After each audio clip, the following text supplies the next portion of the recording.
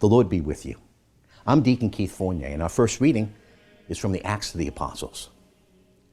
On our arrival in Rome, Paul was allowed to stay in lodgings of his own with the soldier who guarded him. After 3 days, he called together the leading Jews. When they had assembled, he said to them, "Brothers, although I have done nothing against our people or the customs of our ancestors, I was arrested in Jerusalem and handed over to the Romans. They examined me and would have set me free, since they found me guilty of nothing involving the death penalty. But the Jews lodged an objection, and I was forced to appeal to Caesar, though not because I had any accusation to make against my own nation. That is why I have urged you to see me and have a discussion with me, for it is on account of the hope of Israel that I wear this chain." He spent the whole of the 2 years in his own rented lodging.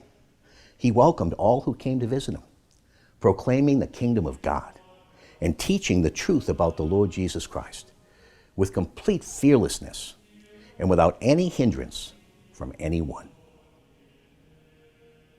And our response is from Psalm 11. Yahweh in his holy temple. Yahweh, his throne is in heaven.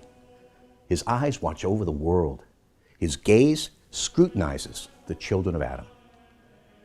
Yahweh examines the upright and the wicked. The lover of violence he detests. For Yahweh is upright and loves uprightness. The honest will ever see his face. A reading from the Holy Gospel according to St. John.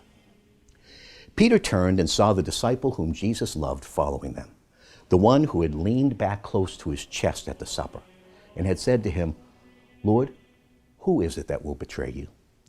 Seeing him, Peter said to Jesus, "What about him, Lord?" Jesus answered, "If I want him to stay behind till I come, what does it matter to you? You are to follow me." The rumor then went out among the brothers that this disciple would not die. Yet Jesus had not said to Peter, "He will not die," but, "If I want him to stay behind till I come."